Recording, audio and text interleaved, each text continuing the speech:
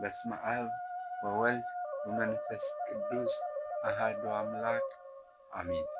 ለአምላክ በሚሆን በአብ በወልድ በመንፈስ ቅዱስ ስም ያለ ቸልታ በብሩህ ልብ ያለ ማንጎራጎር እንግዳን በመቀበል በዓልን ያደረገበትን ነገር ቅሪት እንጽፍም ዘንድ እናነብም ዘንድ እንመለስ። በፍርድ አደባባይ ብራብ አላበላችሁኝም፣ ብጠማ አላጠጣችሁኝም፣ እንግዳ ብሆን አላሳደራችሁኝም የሚል አስፈሪ ንጉሥ አለና። ከዚህ በኋላ ኃጥአን እንዲህ ሲሉ ይመልሱለታል። አቤቱ መቼ ተርበህ አየን? እርሱም ይላቸዋል፣ እውነት እላችኋለሁ በእኔ ከሚያምኑ ከእነዚህ ከታናናሾቹ ወንድሞቼ ለአንዱ አለማድረጋችሁ ለእኔ አለማድረጋችሁ ነው ይላቸዋል። ለዚህም በእንግድነት የሚመጣ ሃይማኖተኛ ሁሉ የእግዚአብሔር ልጅ ምሳሌ ነው። እንዲሁ በቤቱ እንግዳን የሚያሳድር ሰው ሁሉ ሦስቱን የሰማይ እንግዶች ያሳደራቸው አብርሃም ምሳሌ ነው። ለእንግዳው የሚላላክም ሁሉ በዚያ ከበላ ኖኅ የላከው ምግብንም እየፈለገ በአስቸኳይ ያልተመለሰው ቁራ ሞራ ነው። የማይበላውም በአስቸኳይ የተመለሰው ርግብ ነው። የቁራው አምሳልም ሰይጣን ነው። የርግቡ አምሳል መንፈስ ቅዱስ ነው። አሁንም በሥላሴ ስም እንንቃ፣ በሥላሴ ስም እንነሳ፣ በሥላሴ ስም እናማትብ፣ በሥላሴ ስም እንታተም። ሐዋርያት በሲኖዶሳቸው እንዳዘዙ እንደዚህ ሲሉ በሥላሴ ስም ፊትህን ትታተም ዘንድ ፈጽመህ ትጋ፣ ይህ በሰይጣን ላይ የታወቀ የመከራ ምልክት ነውና። ይህ ዜና ሥላሴ አጋንንትን የሚያሳድዳቸው ሰይጣናትንም የሚበታትናቸው ነው። ይህ ዜና ሥላሴ የጠንቋዮች መቅሰፍታቸው ለሥራየኞችም ደይናቸው ነው። ይህ ዜና ሥላሴ በምናፍቃን አንገት ላይ የተቃጣ ሰይፍ ነው። ዘካርያስ ቁመቱ 20 ክንድ ወርዱ 10 ክንድ የሆነ የሚበር ሰይፍ አየሁ። የሚመራኝ መልአክም እንዲህ አለኝ፣ ይህ ለሚሰርቅ ሁሉ የተላከ ነው። ይህ ሌባን ይገድለዋል፣ በሐሰት የሚለምነውንም ይህ በሞት ይቀበለዋል እንዳለ። ዮሐንስም አለ፣ የምታበራ ደመና መጣች። በዚያች ደመናም የሰው ልጅ ተቀምጦ ነበር።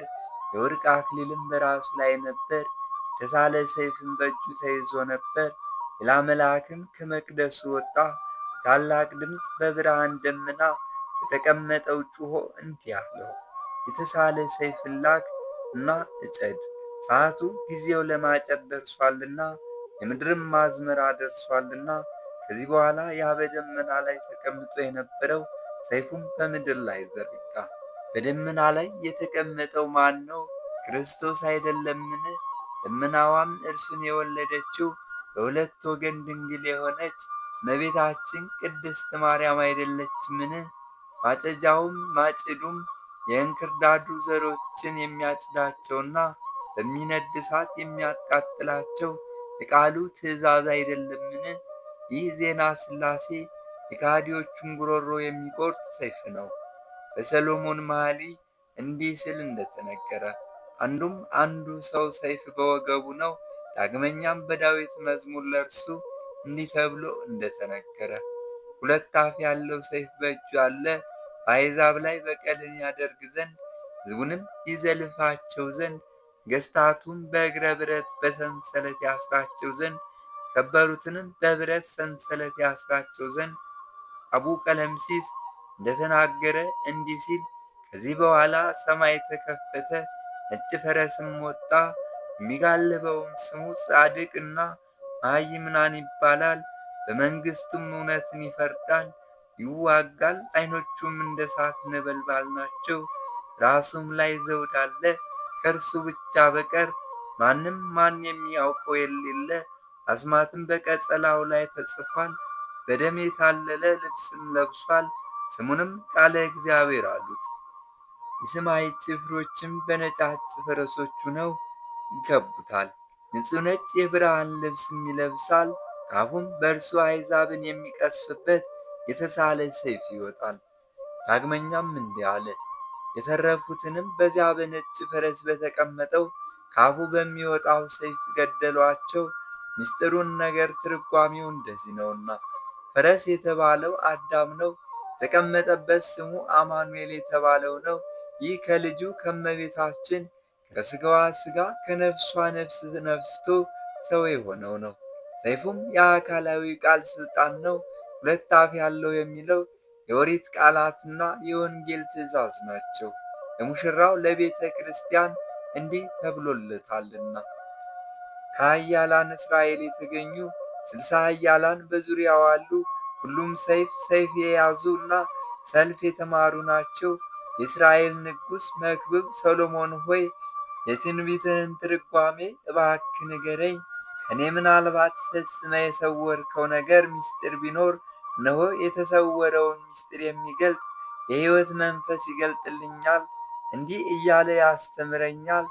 በዙሪያዋ 60 ኃያላን አሉ የተባሉት እነሆ 12ቱ ሐዋርያት አሉ። ከእስራኤል ኃያላን የሚለው ከ12ቱ ነገደ እስራኤል የተገኙ መሆናቸውን ይነግራል፣ ያስረዳል። እነርሱ 12ቱ ሲሆኑ 60 ስለመሆኑበትም ትርጓሜው እንደዚህ ነው። የአንዱ ሐዋርያ ጠባዩ 5 ነው። እነርሱም ከነፍስ ሕይወት ጋር ውሃና መሬት፣ ነፋስና እሳት ናቸው። 12ቱ ሐዋርያትም ጠባያት እንደዚህ አድርጎ በተቆጠሩ ጊዜ 60 ይሆናሉ፣ አይጎድሉም፣ አይተርፉም። ካህን ሆይ አሁንም አምላክ ታጋሽ እንደሆነ ታገስ። በመዝሙርም እግዚአብሔር የእውነት ዳኛ ነው፣ ኃይለኛና ታጋሽ ነው የሚል ለእርሱ እንደተነገረ ካልተመለሳችሁ ግን ሰይፉን ይመዝዛል። ይህን ነገር እናስተውለው የሚል ጥበበኛ ማን ነው? እግዚአብሔርንስ የሚፈራው አስተዋይ ማን ነው? የሥሉስ ቅዱስ ይቅርታቸውና ምሕረታቸው ከሁላችን ሕዝበ ክርስቲያኑ ጋር ለዘላለሙ ይኑር አሜን። በስመ አብ ወወልድ ወመንፈስ ቅዱስ አሐዱ አምላክ አሜን። አምላክ በሆነው በአብ በወልድ በመንፈስ ቅዱስ ስም ይህ የሕይወቴ መጽሐፍ አርያማዊው ፀሐይ የሆነው የላከ አብን የተላከ ወልድን ሕይወትን የሚያድል መንፈስ ቅዱስን የማመን የመጀመሪያ ነው። በአኗኗር አንድ ሲሆኑ በአካላት 3 ይሆናሉ። ሱራፌላውያን መላእክትን ቅዱስ ቅዱስ ቅዱስ ብለው የሚያመሰግኗቸው አደረጉ። ኪሩቤል የተባሉ መላእክትንም ሰረገላዎቻቸው አደረጉ። ለአገዛዛቸው ከእሳት የተፈጠሩ ሰማያውያንና ምድራውያን ጭፍራዎችን ከምስራቅ ከምዕራብ ከሰሜን ከደቡብ አለዩ። ተቀዳሚ ተከታይ የላቸውም። ለሕጋቸው የሚገባውን ሰው ሙሽራን አደረጉት። ለቀዳማዊነቱና ለምስጋናው ጥንት የለውም። ከሐሰት የተለየ ነው። እንደ ሰው የሚሸነግል አይደለም። በሴሰኝነት መንፈሳዊ ሕግን ትቶ ወይም አፍርሶ በትዕቢቱ አዳኝ አምላክ መሆንን የተመኘውን ከነሰራዊቱ ወደ ታች ወደ እንጦሮጦስ አወረዱት። ብርሃናዊው መልአክ ከሚሆን ይልቅ መልአከ ጽልመት መሆንን መረጠ። ጻድቃንን ነፍሳትንም እንደ አውሬ የሚያድን ሰልብልያኖስ ነው። ስሉስ ቅዱስ ሆይ ሁላችንም የጥምቀት ልጆችን በቀኝ በግራ ከደም አፍሳሽ ጠብቁን ለዘላለሙ አሜን። ኦሪት ዘጸአት። ፈርዖንም 600 የተመረጡ ሰረገላዎችን ወሰደ። የግብፅ ሰዎች ሁሉ እስራኤልን ተከተሏቸው። እግዚአብሔርም ሙሴን አንተስ በትርን ያዝ፣ ባሕርንም ምታት፣ በእርሷም ላይ እጅህን ዘርጋ፣ ሕዝቡንም ወደ ባሕሩ ግቡ በላቸው። እነሆ በላያችሁ ይገቡ ዘንድ የፈርዖንንና የግብፃውያንን ሁሉ ልብ አጸናለሁ። እኔም በፈርዖንና በጭፍሮቹ ሁሉ በማደርገው ተአምር እመሰገናለሁ። በፊታቸው ከእነርሱ ጋር የሚሄድ እግዚአብሔር መልአክ ተነስቶ ከእስራኤል ልጆች ከተማ መካከል ገባ፣ ከእነርሱም ጋር ተቀላቀለ።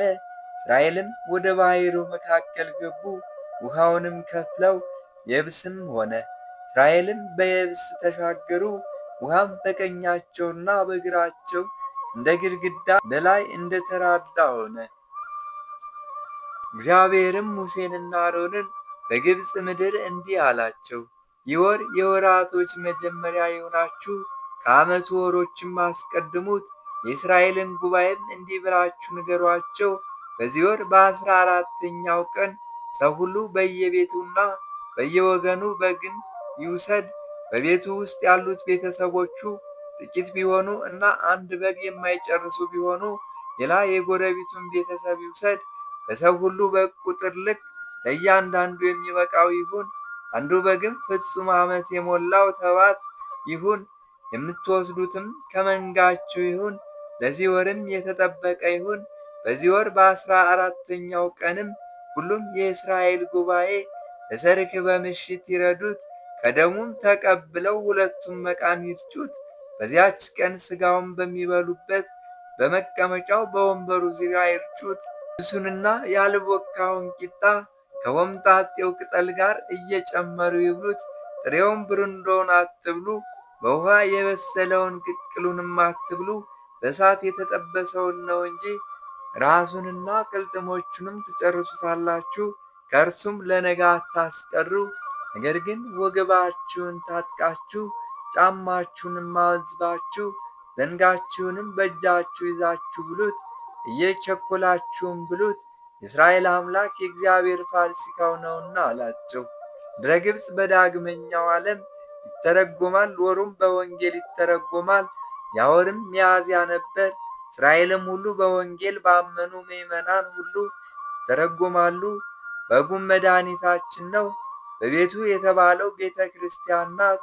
እያንዳንዱ ያለውም እርሱ ለሁሉም ቤተ ክርስቲያን የሚበቃ ነው። እርሱ መድኃኒታችን የድህነት መሥዋዕት ነው። መንጋዎቻችሁ ትወስዱታላችሁ የሚለው ከወንድሞቻችሁ ሐዋርያት መካከል ሰቃልያን በዓርብ ቀን አይሁድ ይይዙታል ማለት ነው። በ14ኛው ቀን ያለው የአይሁድ ፋሲካ ማለት ነው። የእስራኤል ጉባኤ ማለትም የሰቃልያን ጉባኤ ማለት ነው። በሰርክ በምሽት ጊዜ ያለውም በእውነት መድኃኒታችን በሰርክ ሰዓት ተሰውቷል። መቃን እና ጉበን ያለውም የምዕመናን ከንፈሮችና በደም መለኮት የከበረች የቤተ ክርስቲያን መቃንና ጉበኖች ናቸው። ያልቦካው ቂጣም የወንጌል መሥዋዕት ነው። ቅጠሉም ያለፈው መሥዋዕተ ኦሪት ነው። ጥሬውን ብርንዶውን ያለውም ለሌሎች በበደል የሞተ አይደለም፣ ለብዙዎች ቤዛ ሆኖ በፈቃዱ ተሰቀለ እንጂ በውኃ የበሰለውን የተቀቀለውን የሚለውም ሩቅ ብእሲ አይደለም ማለት ነው። በእሳት የተጠበሰውን ያለውም ይህ ለሕይወታችን የምንሰዋው ኅብስት በእውነት እሳተ መለኮት ማለት ነው። ወገባችሁን ታጥቃችሁ የሚለው የሥላሴ ሐብል ነው። ጫማው ወንጌላዊ ሥራ ነው። በሎታውም መስቀል ነው። በችኮላ የሚለው በፍርሃትና በድንጋጼ ሁናችሁ የመድኃኒታችን ሞቱንና ትንሣኤውን እያሰባችሁ ማለት ነው። ዳግመኛም ወንጌላዊ ዮሐንስ የሥላሴን የአካላት ሦስትነት ሲያስረዳ አቤቱ ዓይኖቻችን ወደ አንተ እናንጋጥጣለን፣ ልቦናችንን እንሰቅላለን፣ ሕሊናችንንም ከፍ ከፍ እናደርጋለን። እርሱም ራሱ በባሕርዩ ጸንቶ የኖረ ነው። ቅድመ ዓለም የነበረ ለዘላለም የሚኖር ነው። ዳርቻ የለህም፣ መጨረሻም የለህም። የሚያገኝህ የለም፣ ያይህም የሚችል የለም። ራስህን ራስ ትመረምራለህ፣ መንግሥትህ ፍጻሜ የለውም። ኃይልህም አይደክምም። ክብርህ ጌትነትህ ፈጽሞ አይሻርም። አንተ ከሁሉ የተሰወርክ ነህ፣ ሁሉም ለአንተ የተገለጠ ነው። ጥንት የለህም፣ አንተም ለሁሉ ፍጻሜን ትሰጣለህ። ወሰን ዳርቻ የለህም፣ አንተ ለሁሉ ወሰን ትሰጣለህ። ሁሉ አለህ፣ ሁሉም ከአንተ የተገኘ ነው። አንተ በሁሉም መልተህ ትኖራለህ። በልዕልና ከልዑላን መላእክት በላይ ከፍ ከፍ ያልክ ነህ። በታች የተዋረዱትንም በልጅ መምጣት ጎበኛሃቸው። በስውርነትህም ከራቁት ይልቅ የራቅህ ነህ። በይቅርታህም የራቁትን ታቀርባቸዋለህ። በሁሉ ውስጥ ያለ አንተ ነህ፣ በሁሉም ውጭ ያለ አንተ ነህ። ገናንነትህ በአንተ የተሰወረ ነው፣ ኃይልህም በአንተ የተሰወረ ነው። አንተ ቅሉ ራስህን በራስህ ጋረድህ፣ አንተም ራስህን በራስህ ሰወርህ። ከአንተ ዘንድ ያለመለየት ጸንቶ የሚኖር ልጅህ ስለ አንተ ነገረን። እሱ ከአንተ አካል ዘም አካል ባሕሪ ዘም ባሕሪ የተወለደ ልጅህ ዜናህን ለእኛ ነገረን። አንተ እንደወለድከው ለዘላለሙ ክቡር ነው። አንተም ራስህ ስለ እርሱ ነገርከን። በእውነት ልጅህ እንደሆነ አንተም በእውነት አባቱ እንደሆን በቃልህ ምስክሩን አንተ ነህ። ከልጅህ ጋር ለአንተ ይሰግዱልሃል። ለእርሱም ከወለደው ጋር ክብር ምስጋና ይገባዋል። በአባቱና በወልድ መካከል ዕለትና ሰዓት የለም። አብ ከልጁ አይበልጥም አይቀድምም፣ ወልድም ከአባቱ አያንስም ወደ ኋላም አይሆንም። የልብ ሐሳብ አጥልቆ አስቦ ከሚሮጥ ይቀድም ዘንድ ከትጉሃንም ከፍ ከፍ ይል ዘንድ አይችልም። በሕቡዕ ይዋኝ ዘንድ በስውርም ይወጣ ዘንድ ገብቶ ያይህም ዘንድ ከዳርቻ እንኳን እንደ ወንዝ ለአንድ ጊዜ ለሰዓት ለዓይን ጥቅሻም ይመረምር ዘንድ ከአንተም ከልጅህም ሆኖ በወልድና በአባቱ መካከል ያለውን ረቂቅ ምስጢር የሚያውቅ የለም። ሕያውና ቅዱስ የሚሆን መንፈስህ የመለኮትን ጥልቅነት ያውቃል። እርሱ የባሕርን ምስጢር ነገረን፣ የተዋሕዶንም ነገር ነገረን፣ የአንድነትህንም ነገር አስተማረን፣ የሦስትነትህንም ምስጢር አሳወቀን። የማይለወጥ የዕሪናችሁን የማይከፈል የአንድነታችሁን የማይለያይ የግብራችሁንም ነገር ነገረን። አብ የወልድ የመንፈስ ቅዱስ ምስክር ነው። ወልድም የአብ የመንፈስ ቅዱስ ነገር ይሰብካል። መንፈስ ቅዱስም የአብንና የወልድን ነገር ያስተምሯል።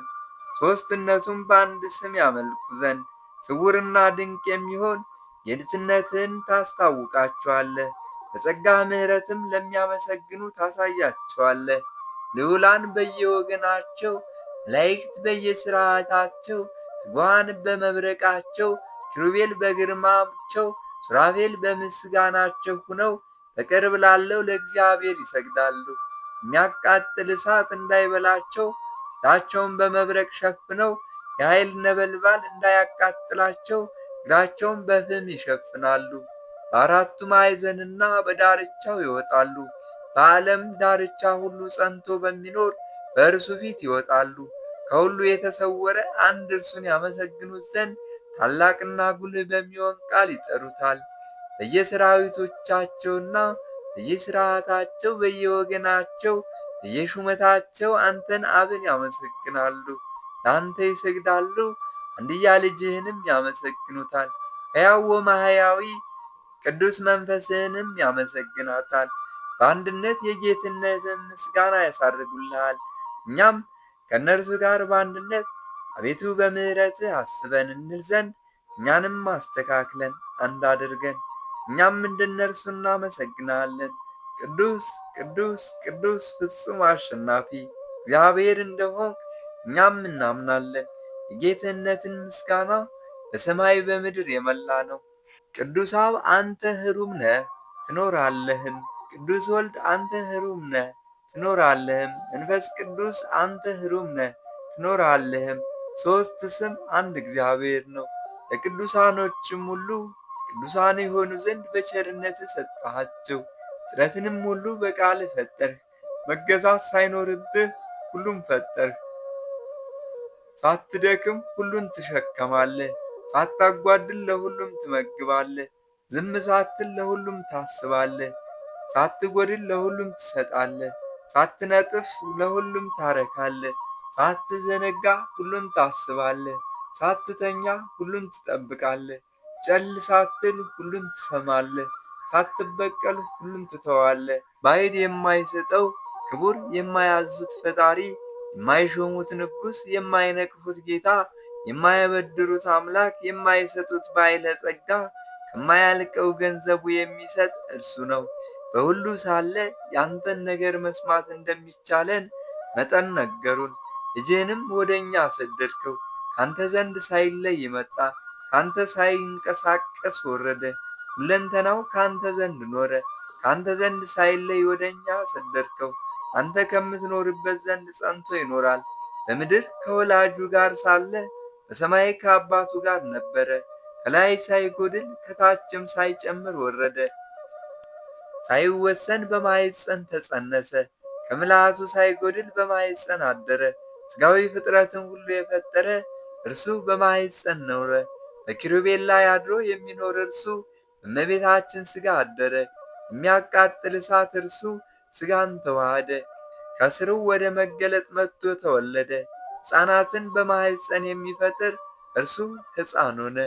ብርሃንን እንደ መጎናጸፊያ የሚያጎናጽፍ እርሱም በጨርቅ ጠቀለሉት። እንደ ምስኪን በድሃ ቤት አደረ። እንደ ንጉሥም እጅ መንሻን ያመጡለት ዘንድ ሐዋርያትን ከሩቅ ላከ። ለላም ጌታውን እንዲያውቅ የሚያደርገው እርሱ በበረት ተኛ። እንደ ሕፃን አደገ። የሁሉ ጌታ እንደመሆኑ ሰገዱለት።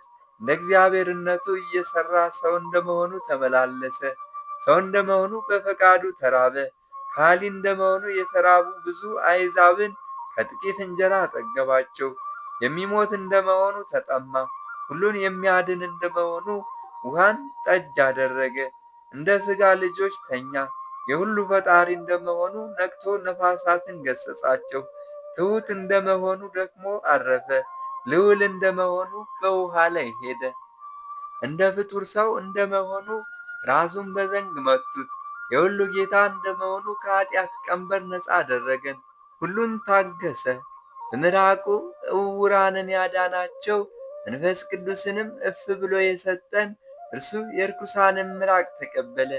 ኃጢአትን ይቅር የሚል እርሱን እርሱ አሉት። በመኳንንት ላይ የሚፈርደውን ፈረዱበት። ኃጢአትን ያጠፋት ዘንድ በእንጨት ላይ ተሰቀለ። ከጻድቃን ጋር አንድ ያደርገን ዘንድ ከወንበዴዎች ጋር ተቆጠረ። በፈቃዱ ሞተ፣ ወዶ ተቀበረ። ሞትን ይገድለው ዘንድ ሞተ፣ የሞቱትን ያድናቸው ዘንድ ሞተ። የተቀበሩትንም ያነሳቸው ዘንድ ተቀበረ። ሕያዋንንም ይጠብቃቸው ዘንድ የረከሱትንም ያነጻቸው ዘንድ ኃጥአንንም ያጸድቃቸው ዘንድ የተበተኑትንም ይሰበስባቸው ዘንድ የተበደሉትንም ወደ ክብሩ ወደ ጌትነቱ ወደ ምስጋናም ይመልሳቸው ዘንድ ለአንተም ምስጋና ይገባል። የስሉስ ቅዱስ ምሕረታቸውና ይቅርታቸው ከሁላችን ሕዝበ ክርስቲያን ጋር ይሆን ለዘላለሙ አሜን። በስመ አብ ወወልድ ወመንፈስ ቅዱስ አሐዱ አምላክ አሜን። አብ ወልድ መንፈስ ቅዱስ ያደረጉት ተአምር ይህ ነው። ይቅርታቸውና ምሕረታቸው ከሁላችን ከሕዝበ ክርስቲያን ጋር ይኑር ለዘላለሙ አሜን። ዝብጥርያን በምትባል አገር ውስጥ አንድ ንጉሥ ነበር። ጠላቶቹም ሁሉ ተገዙለት። አንድ ቀንም ሰዎች ወደ እርሱ ገብተው ንጉሡን እንዲህ አሉት፣ አንተ ከነገሥታት ሁሉ ትበልጣለህና ለምን ሁሉም አይሰግዱልህም? ንጉሡም እኔ አመድና ትቢያ የምሆን ነኝ፣ ስግደትም አይገባኝም። ስግደትስ ለአብ ለወልድ ለመንፈስ ቅዱስ ይገባል አላቸው። ንጉሡንም ስግደት እንደሚገባቸው ሁሉን እያወቅ ለምን አትሰግድም? መታሰቢያቸውን የማታደርግ ስማቸውንስ የማትጠራ ለምንድን ነው አሉት። እርሱም እንግዲህስ መታሰቢያቸውን አደርጋለሁ፣ መቅደሳቸውንም እሠራለሁ፣ ስለ ስማቸውም ምጽዋዕትን እሰጣለሁ አላቸው። ንጉሡም ወደ አገሩ ሁሉ እንዲህ ሲል ላከ። እስከ 8 ቀን ድረስ 4000 ፍየል፣ 20,000 ዶሮዎችን፣ 9,900 በጎችን፣ 600 ቀንዶቻቸው በወርቅ የተጌጡ ድልብ በሬዎችን፣ 800 ቀንዶቻቸው በወርቅ ያልተሸለሙ በሬዎችን፣ 1,000 የሰቡ ጊደሮችን፣ 2,000 ማድጋ ማር፣ 50,000 ሙሉ ቡሆ ዕቃ ዱቄት እስከ 8 ወር ድረስ ያዘዝኳችሁን ካልሰበሰባችሁ አገራችሁ በዚያን ቀን ይጠፋል፣ ደስታም አታገኙም አላቸው። ይህም ተናግሮ ሰዎችን ለአብ ለወልድ ለመንፈስ ቅዱስ ቤተ መቅደስን ይሠሩ ዘንድ አዘዛቸው። እስከ 8 ወርም ፈጸሙ። ዳግመኛም ያዘዝኳችሁ አልተዘጋጀምን ሲል ላከ። እነርሱም ጌታችን ሆይ ያዘዝከንና ወደ እኛ የላከው ሁሉ ተዘጋጅቷል አሉት። በአብ በወልድ በመንፈስ ቅዱስም በዓል ቀን ንጉሥ እንዳዘዛቸው ሰበሰቡ። በዚያ ቀን በአብ በወልድ በመንፈስ ቅዱስ በዓል የተሰዉት በሬዎችና ላሞች ቁጥራቸው 82,200 ሆነ። ይህም ነገር ሐምሌ 7 ቀን ሆነ። ንጉሡም ምጽዋትን አበዛ። ከልብሱ ጀምሮ እስከ ጫማው ድረስ ምንም አላስቀረም። ስለ አብ ስለ ወልድ ስለ መንፈስ ቅዱስም ብሎ ወርቁን ለነዳያንና ለምስኪናኖች በተነ። ይህንንም በዚች ቀን አደረገ። ከዚህ በኋላ ንጉሡ ወደ ቤተ መቅደስ ገባና እንዲህ ሲል ጸለየ። ከእንግዲህስ ወዲህ ይህች ዓለም እንዳታጠፋኝ ወደ እናንተ መጣ ዘንድ ጥሩኝ። ይህንም ሲናገር አብ ወልድ መንፈስ ቅዱስ መጥተው እንዲህ አሉት፣ አንተ ንጉሥ ከሰማይ መንግሥትና ከምድር መንግሥት ምረጥ አሉት።